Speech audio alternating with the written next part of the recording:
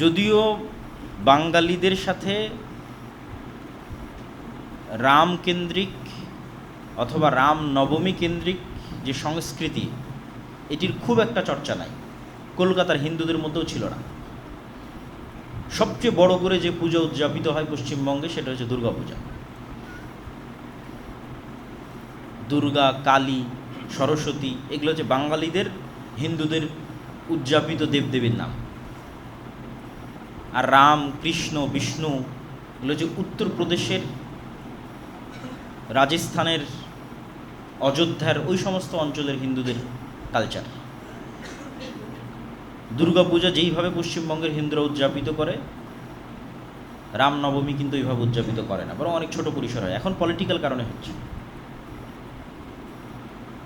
তো বিজেপির যে উত্থান, এই উত্থানের সাথে পলিটিসাইজ করা হয়েছে, জয় শ্রীরাম স্লোগানকে পলিটিসাইজ করা হয়েছে, রাজনীতিকরণ করা হয়েছে।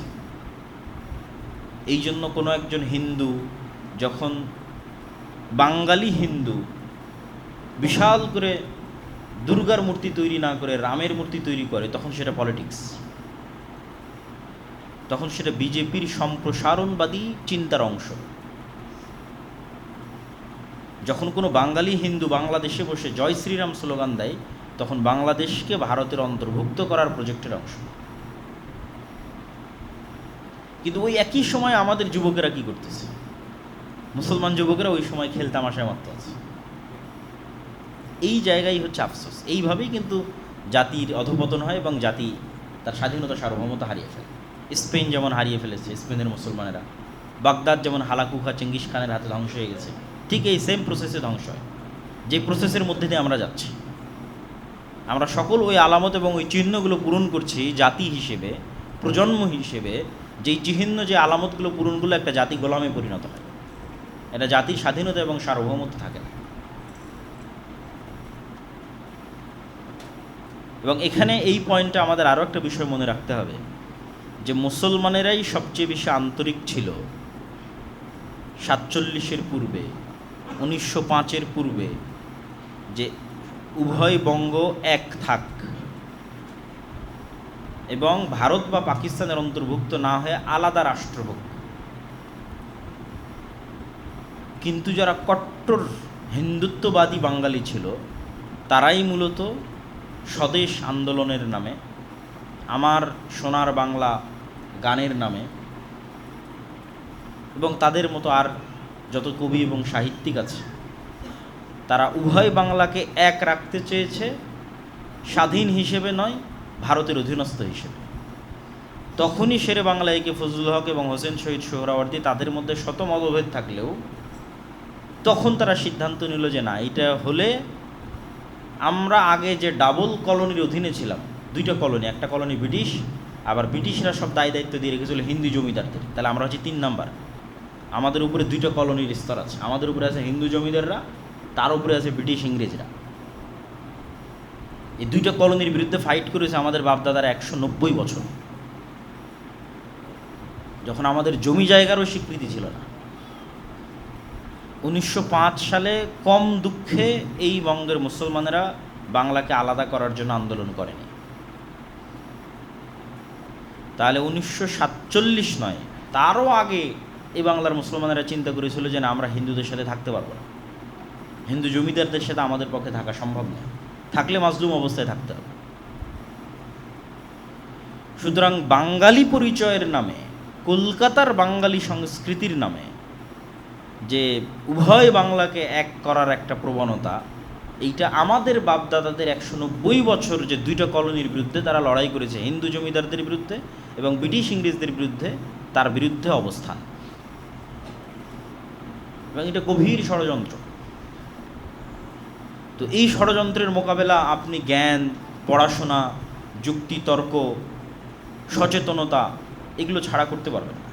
আর যত সময় নষ্ট এবং অকাজে আমাদের সময় ব্যয় হবে, অকাজে আমাদের অর্থ এবং শ্রম ব্যয় হবে, তত আমরা আমাদের এই জায়গাগুলো হারিয়ে ফেলব।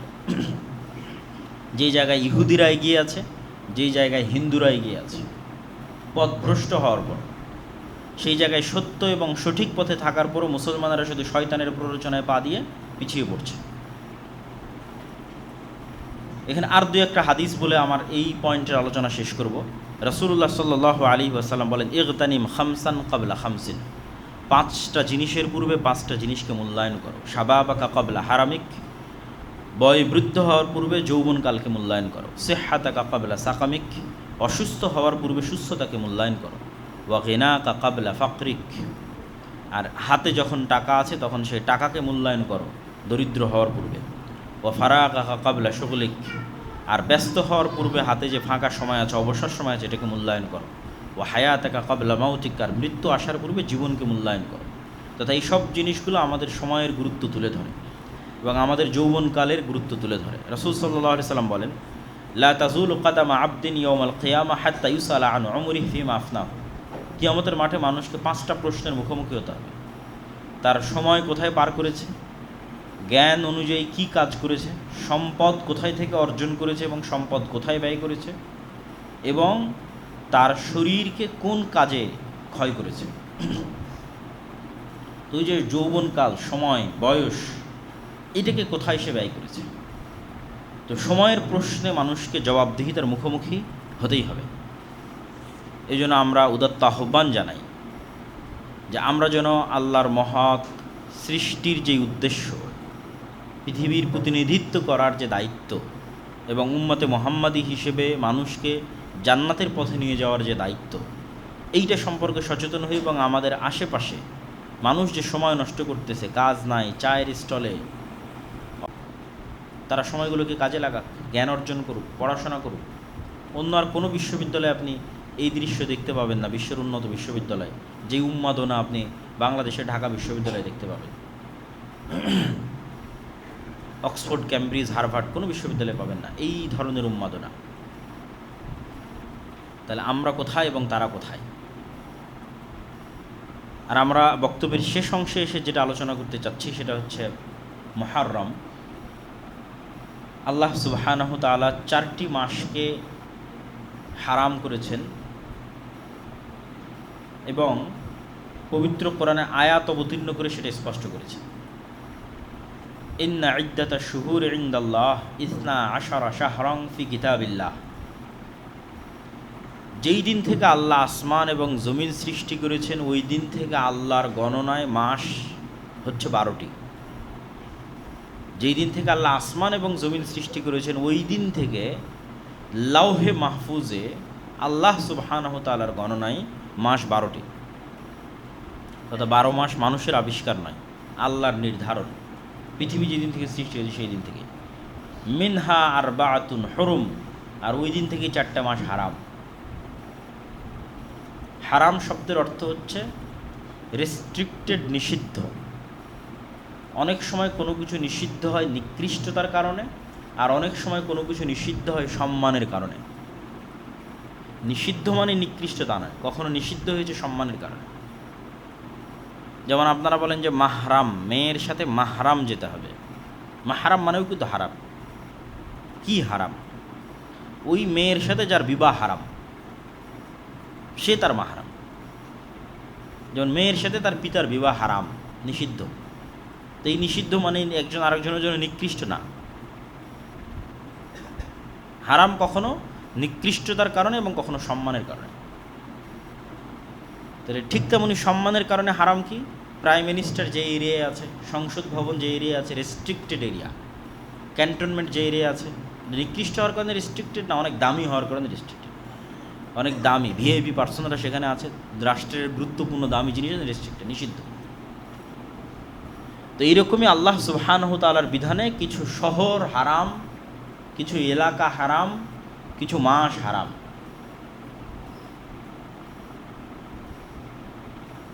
তো আল্লাহ সুবহানাহু ওয়া তাআলার নির্ধারণে যেই মাসগুলো হারাম তার মধ্যে একটি গুরুত্বপূর্ণ মাস হচ্ছে মুহররম। পরপর 3 মাস, দুল কায়দা, দুল হিজ্জা এবং মুহররম। তো এই হারাম মাসগুলোর সম্মান হচ্ছে, হারাম মাসে যুদ্ধ বিগ্রহ নিষিদ্ধ। যুদ্ধ বিগ্রহ নিষিদ্ধ মানে নিজে থেকে শুরু করা নিষিদ্ধ। এটাই হারাম মাসের সম্মান। যে কোনো মুসলিম শাসক, কোনো মুসলিম খলিফা এই 4 মাসে নিজে থেকে যুদ্ধ স্টার্ট করতে পারবে না। বরং তার কোনো যুদ্ধ বন্ধ করার ক্ষমতা থাকলে বন্ধ করবে এই 4 মাসে। আর যদি যুদ্ধ চাপিয়ে দেওয়া হয় তথা আমার উপর কেউ হামলা করতেছে, তখন তার কিছু করার নাই। তখন আল্লাহ অনুমতি দিয়েছে যে ঠিক আছে, যতটুকু তোমাদের উপর জুলুম হচ্ছে তোমরা ততটুকু জুলুমের প্রতিবাদ করো, কিন্তু নিজে থেকে হারাম মাসে যুদ্ধ শুরু করা যাবে না, মারামারি গণ্ডগোল ফাটাফাটি শুরু করা যাবে না, শান্তি বিরাজ রাখতে হবে।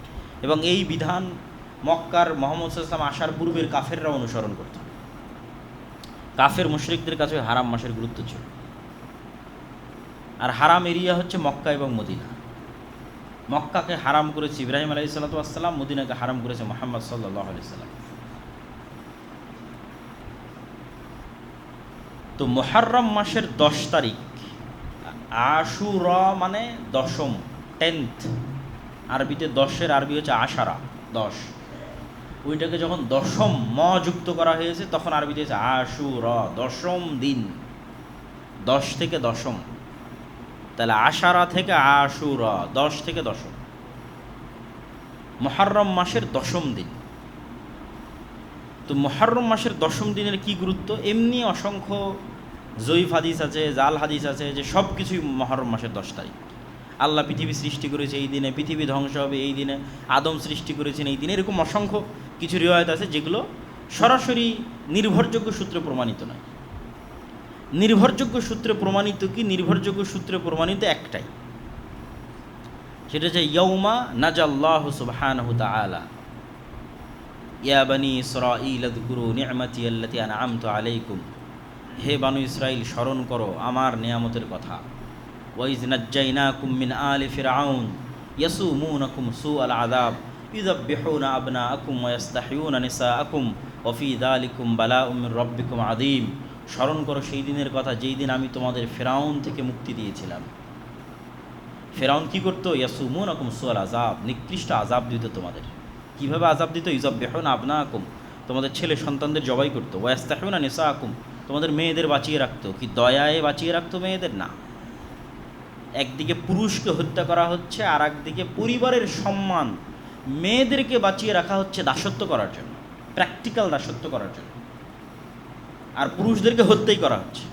তাহলে মেয়েদেরকে বাঁচিয়ে রাখা হচ্ছে লাঞ্ছনা, যে একটা জাতির লাঞ্ছনা এবং একটা পরিবারের লাঞ্ছনার সবচেয়ে বড় আলামত যে ওই বাড়ির স্ত্রী, ওই বাড়ির মেয়ে, ওই বাড়ির মা মানুষের দাস, মানুষের দাসী।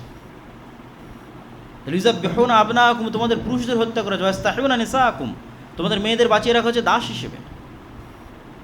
এই ভয়ঙ্কর শাসকের নাম হচ্ছে ফিরআউন। আমি মুক্তি দিয়েছি। ওয়া ইয ফারাকনা বিকুমুল বাহরা, সমুদ্রকে চিরে দিয়েছি তোমাদের জন্য, যেন তোমরা ফিরআউনের কবল থেকে মুক্তি পাও। ওয়া আগরাকনা আলা ফিরআউন, আর ফিরআউনকে ডুবিয়ে দিয়েছি এই সমুদ্রে। তো এটা পৃথিবীর ইতিহাসে যতগুলো বড় ঘটনা আছে তার মধ্যে বিশাল বড় ঘটনা হচ্ছে বানু ইসরাইলের মুক্তি পাওয়া আর ফিরআউনের ডুবে যাওয়া মূসা আলাইহিস সালাতু ওয়াস সালামের মাধ্যমে, এবং সমুদ্র চিরে দ্বিখণ্ডিত হয়ে যাওয়া। এই ঘটনা যেই দিন ঘটেছে সেটাই মুহররমের 10 তারিখ। এবং আজও ইহুদিদের কাছে এই দিন খুবই সম্মানিত, এবং তারা এই দিনের যে নামে তারা উদযাপন করে সেটা হচ্ছে ইয়ম কিপ্পুর। হিব্রু ভাষায় যেটাকে আমরা আশুরা বলছি ওটাকেই বলা হয় ইয়ম কিপ্পুর। তো রাসূলুল্লাহ সাল্লাল্লাহু আলাইহি ওয়াসাল্লাম যখন মদিনায় গেলেন তখন মদিনার ইহুদিরা এই দিনে সিয়াম পালন করতো, তখন রমজানের সিয়াম আসেনি। তো রাসূল সাল্লাল্লাহু আলাইহি ওয়াসাল্লাম বললেন তোমরা কেন এই দিনে সিয়াম পালন করো? তো বললো এই ঘটনা। তো আল্লাহ নবী বললেন ফানাহনু আহাক্কু আউলা বিমূসা মিনকুম, বলছে মুসার খুশিতে খুশি হওয়ার হকদার তোমাদের চাইতে আমি বেশি। কেন? মুসা যেই তাওহীদের দাওয়াত দিত, যেই সিরাতে মুস্তাকিমের দাওয়াত দিত, এবং যেই ধারাবাহিক নবুয়তের ধারাবাহিকতায় মুসা, তারপরে আরও পরে ঈসা আলাইহিস সালাতু ওয়াস সালাম, সেই ধারাবাহিকতায় আমি মুহাম্মদ সাল্লাল্লাহু আলাইহি ওয়াসাল্লাম। তাহলে মূলত মুসা আলাইহিস সালাতু ওয়াস সালামের সকল কষ্টে কষ্ট পাওয়ার এবং সকল খুশিতে খুশি হওয়ার মূল হকদার হচ্ছে আমি। কেন? তোমরা এখন নামে মুসা আলাইহিস সালাতু ওয়াস সালামের অনুসারী, কিন্তু কাজে পথভ্রষ্ট, অভিশপ্ত। তো রাসূল সাল্লাল্লাহু আলাইহি ওয়াসাল্লাম সিয়াম পালন করলেন, এবং ইহুদিদের বিরোধিতার খাতিরে একদিন আগে অথবা একদিন পরে আরেকটা সিয়াম তিনি অতিরিক্ত করে দিলেন। 10ম দিনের আগে 9 তারিখ, অথবা 10ম দিনের পরে 11 তারিখ। যাতে আহলে কিতাব তথা ইহুদিদের থেকে মুসলমানের ইবাদত একটু হলেও আলাদা হয়। তো রাসূলুল্লাহ সাল্লাল্লাহু আলাইহি ওয়াসাল্লাম দুটো হাদিস, আফজালুস সিয়াম বা'দা রমাদান শাহরুল্লাহিল মুহাররম, রমাজানের পরে আল্লাহর নিকটে সবচেয়ে শ্রেষ্ঠ সিয়াম হচ্ছে মুহররম মাসের সিয়াম। আর আরেকটা হাদিস রাসূল সাল্লাল্লাহু আলাইহি ওয়াসাল্লাম বলেন, সিয়াম ইয়াউমা আশুরা আহতাসিবু আলাল্লাহ আন ইউকাফিরা সানাতাল্লাতী ক্বাবলাহ। আমরা কিছুদিন পূর্বে আরাফার সিয়াম রেখেছিলাম, 1 বছর আগের এবং 1 বছর পরের গুনাহ। আর রাসূল সাল্লাল্লাহু আলাইহি ওয়াসাল্লাম এটাতে বলছেন আশুরাতে 1 বছর পূর্বের গুনাহ।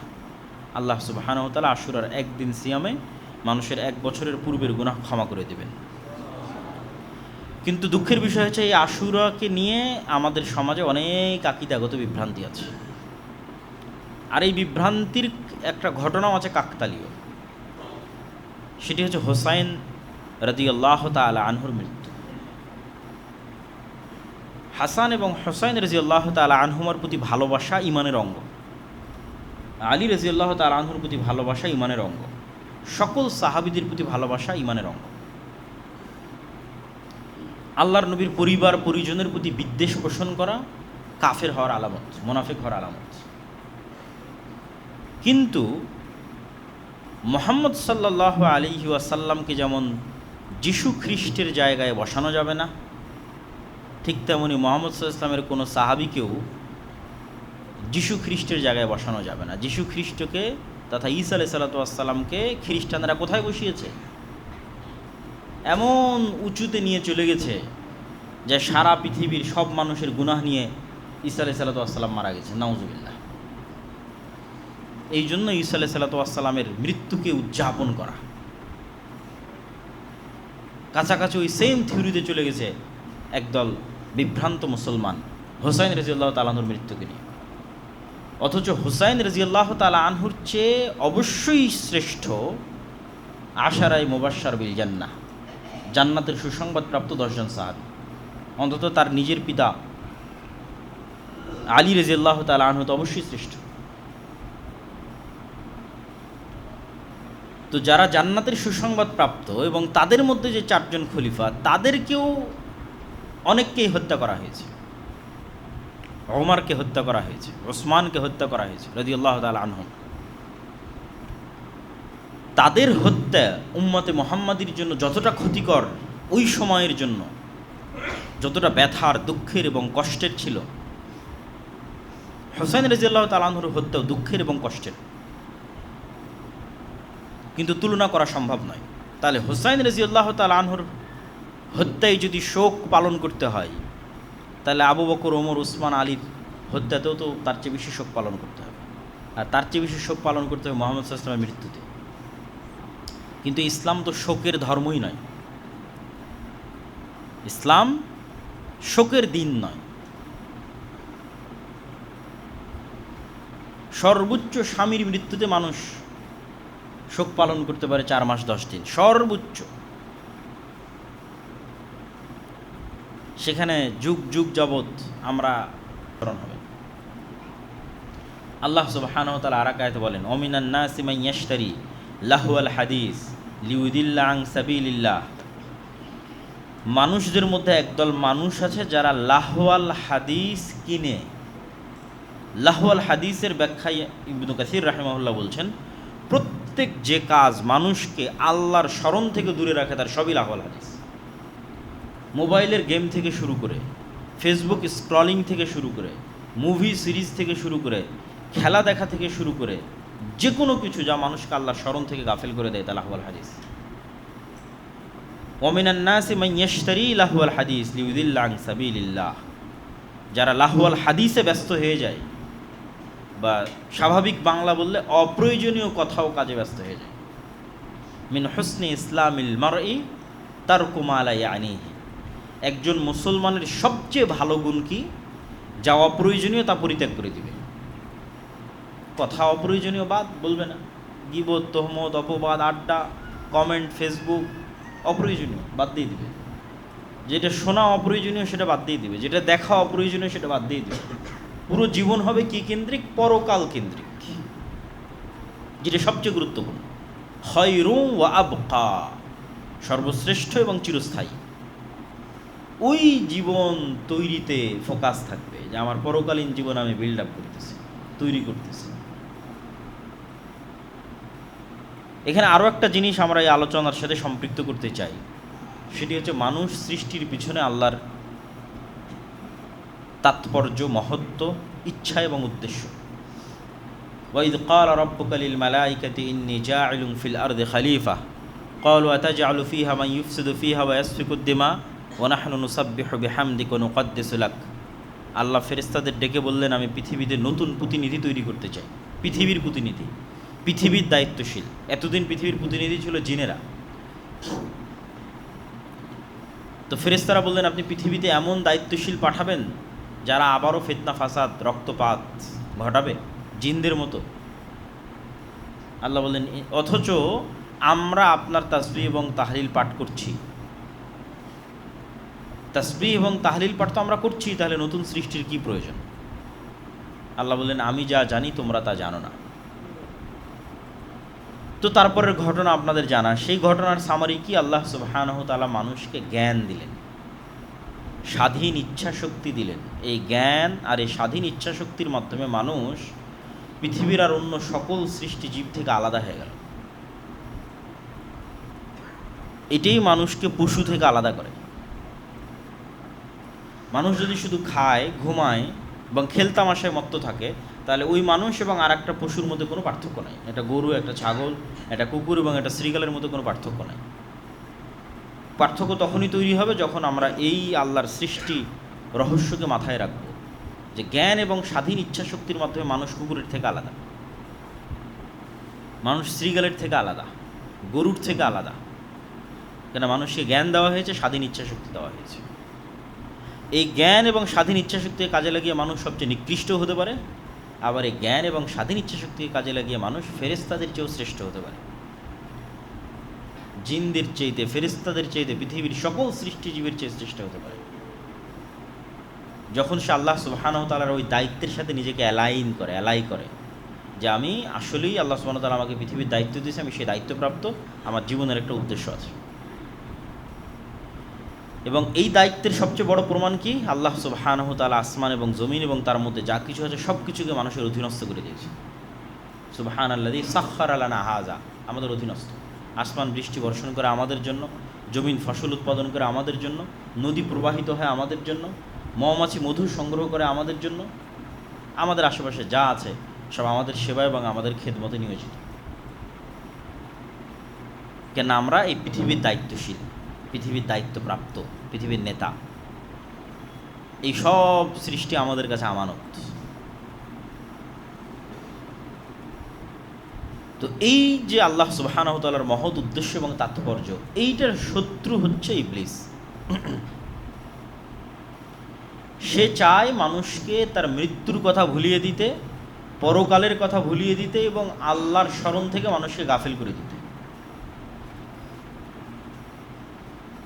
এবং আজকের যুগে আপনি চিন্তা করেন, আপনি ইউরোপ, আমেরিকা ঘুরেন অথবা আর যে কোনো বিশ্বের যে কোনো জায়গায় যান, যে ইবলিস যে সাকসেসফুলি মানুষকে রব্বুল আলামিন থেকে ডিসকানেক্ট করে দিয়েছে, পৃথিবীর প্রত্যেকটা ধর্ম আজকে ধুকে ধুকে মরতেছে ইসলাম ছাড়া। কেউ যায় না চার্চে, কয়জন যায়? কেন? শয়তান এমন সব টেকনোলজি এবং স্ট্র্যাটেজি তাদের হাতে উঠিয়ে দিয়েছে যে জীবনেও কোনো দিন না মরা পর্যন্ত মরার কথা স্মরণ হবে না। জুয়া, মদ, আড্ডা, নেশা, মোবাইল, মুভি, ইন্টারনেট, খেলা, অসংখ্য কিছু, সবসময় প্রতিনিয়ত ব্যস্ত। ফলত সে আল্লাহ সুবহানাহু ওয়া তাআলা থেকে ডিসকানেক্টেড। একটু যদি কেউ আল্লাহ সুবহানাহু ওয়া তাআলার সাথে কানেক্টেড আছে, সেটা হচ্ছে মুসলমানেরাই আছে। কিন্তু দুঃখজনক হলেও সত্য যে আমরা এই জিনিসগুলোকে খুব লাইটলি, হালকা ভাবিনি, যে না, ইসলাম এত কঠোর, বিশ্বকাপ খেলা দেখতে দিবে না, বিশ্বকাপ খেলার গল্প করতে দিবে না, একটা পতাকা ঝুলাতে দিবে না। এত কঠোর তো ইসলাম নয়। হুজুরেরা ইসলামকে এত কঠোর করেছে।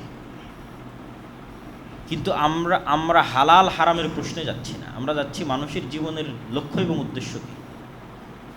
মানুষের জীবনের লক্ষ্য উদ্দেশ্য কি একটা টিমের খেলার জেতায় হাততালি দেওয়া? মানুষের জীবনের লক্ষ্য উদ্দেশ্য কি জমি বিক্রি করে পতাকা টাঙানো? মানুষের জীবনের লক্ষ্য উদ্দেশ্য কি সালাতে না উঠা, তাহাজ্জুদে না উঠা যখন রব্বুল আলামিন ডাকে, কিন্তু খেলা দেখতে উঠা? মানে মানুষের জায়গা কোথায় ছিল আর মানুষ নেমে গেছে কোথায়? আসফালা সাফিলিন, সর্বনিম্ন স্তরে নেমে গেছে এবং শয়তান নামিয়ে দিয়েছে সাকসেসফুলি। এবং এখান থেকে অন্তত কিছু না বোঝা গেলেও একটা জিনিস বোঝা যায় যে দাজ্জালের সকল আলামত জানার পরেও, দাজ্জালের কাফের পড়ার পরেও মানুষ পাগলের মতো দাজ্জালের অনুসরণ করবে। আমাদের চোখের সামনে আমরা দেখতেছি মানুষ যুক্তিতর্ক দিয়েই তো এই জিনিসগুলোকে নিজের জন্য, নিজের আনন্দ এবং উৎসবের জন্য কাজে লাগানোর চেষ্টা করতেছে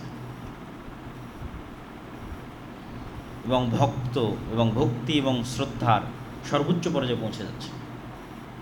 এবং এটাই কিন্তু আমাদেরকে আমাদের গোলামির দিকে এগিয়ে নিয়ে যাচ্ছে, বা গোলামির রাস্তা আমাদের জন্য সামনে অবধারিত এই রকম প্রজন্মের জন্য। এবং আমি এই জন্যই বহু বক্তব্যে বলেছি যে উম্মতে মুহাম্মাদি এখন বানু ইসরাইলের যুগ অতিক্রম করতেছে। যেই বানু ইসরাইলের যুগের কথা আল্লাহ কোরআনে বারবার বলে রেখেছে, এত লম্বা সময় যাবৎ বানু ইসরাইলের ঘটনা বলার কি প্রয়োজন? মুহাম্মদ সাল্লাল্লাহু আলাইহি ওয়াসাল্লাম বলেছে উম্মতে মুহাম্মাদ একদিন বানু ইসরাইল হবে।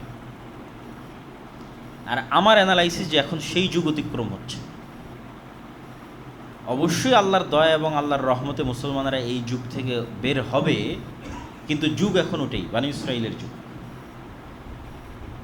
দেখবেন যে গাজারও আপনি এমন শিশু পাবেন, সৌদি, কুয়েত, কাতার, বাহরাইন, দুবাই তো পরিপূর্ণ, যাদের উপর বম নিক্ষেপ করে হত্যা করা হচ্ছে, তাদেরও পাবেন যে গায়ে গেঞ্জি দিয়ে আছে বিধর্মী কোনো খেলোয়াড়ের।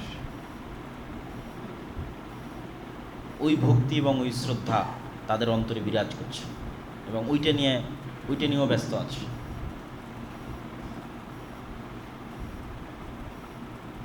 তো আমরা যতক্ষণ আমাদের জীবনের লক্ষ্য এবং উদ্দেশ্য ঠিক না করতে পারবো এবং আমাদের পরবর্তী প্রজন্মকে তাদের জীবনের লক্ষ্য এবং উদ্দেশ্য কোথায় সেটি না দেখাতে পারবো, কাজের অভাব নাই, এত কাজ, বিশেষ করে উম্মতে মুহাম্মাদির কাজের অভাব নাই। কেন আমরা মাজলুম, আমরা নির্যাতিত, আমাদের সময় নষ্ট করার সুযোগ নাই, অসংখ্য কাজ পড়ে আছে, কিছুই নাই, ইসলাম গ্রহণ করে।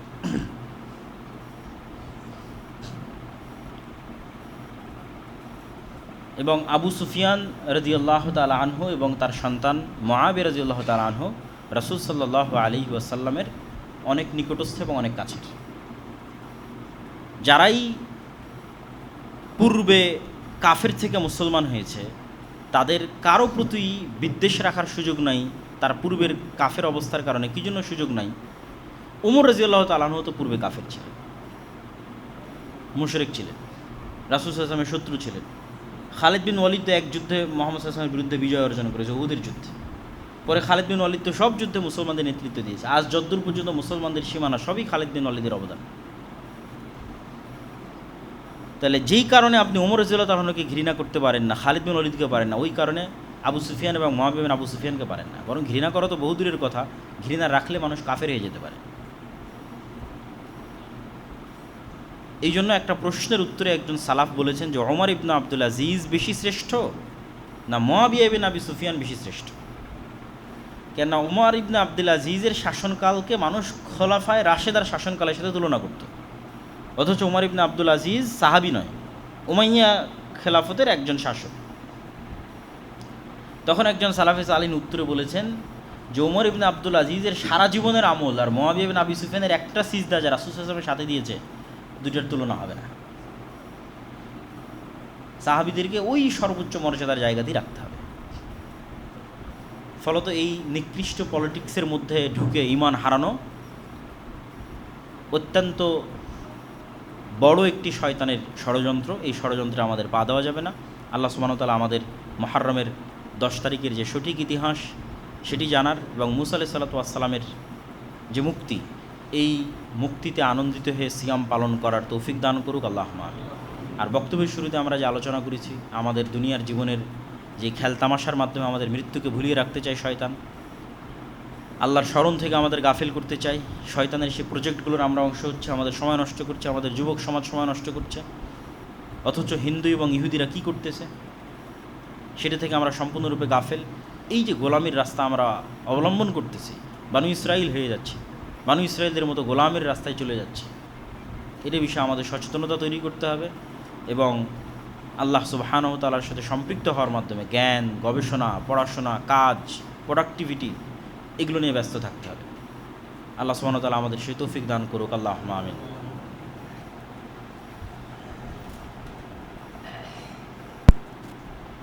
আলহামদুলিল্লাহ ওয়াহদা ওয়াসসালাতু ওয়াসসালামু আলা মান লা নাবিয়্যা বা'দা ইয়া আইয়ুহাল্লাযীনা আমানু সাল্লু আলাইহি ওয়া সাল্লিমু তাসলিমা আল্লাহুম্মা সাল্লি আলা মুহাম্মাদ ওয়া আলা আলি মুহাম্মাদ কামা সাল্লাইতা আলা ইব্রাহিম ওয়া আলা আলি ইব্রাহিম ইন্নাকা হামিদুম মাজিদ।